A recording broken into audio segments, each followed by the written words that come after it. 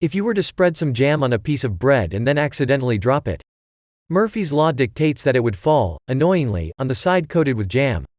Or, if you were driving hastily to reach an important date, Murphy's law dictates that your car, for the first time in years, would, of course, break down. Edward Murphy was an engineer with the U.S. Air Force. He coined the term during a project to test the tolerance of human beings to ejection from the latest jet aircraft. The project involved shooting a rocket sled across the base, accelerating volunteer passengers to speeds excess of 630 miles per hour, which then stopped in 1.4 seconds.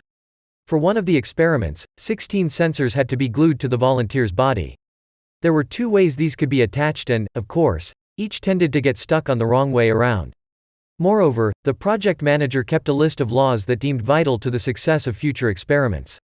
He added the new Murphy's Law, thus making it integral to the aviation industry. Other manufacturing industries picked up on the useful new term and soon it was being quoted in newspapers and magazines and, in 1958, was included in Webster's dictionary. You do not, for example, make a 2-pin plug symmetrical then label it this way up. If it matters which way it is plugged in, you make it asymmetrical in shape. This is not to say that the law has no use away from manufacturing industries or that it is irrelevant to everyday life. There is another name for such examples, Sod's Law.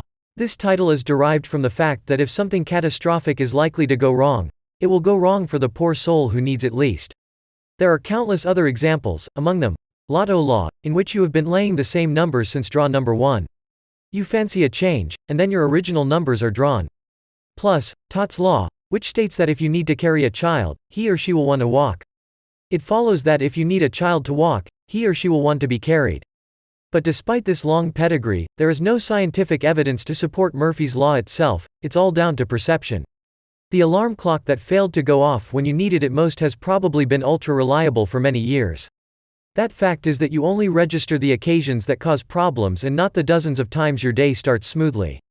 But while it is possible that Edward Murphy's announcement has saved a lot of lives, the sad fact is that he was killed by his own law. One evening Murphy's car ran out of petrol.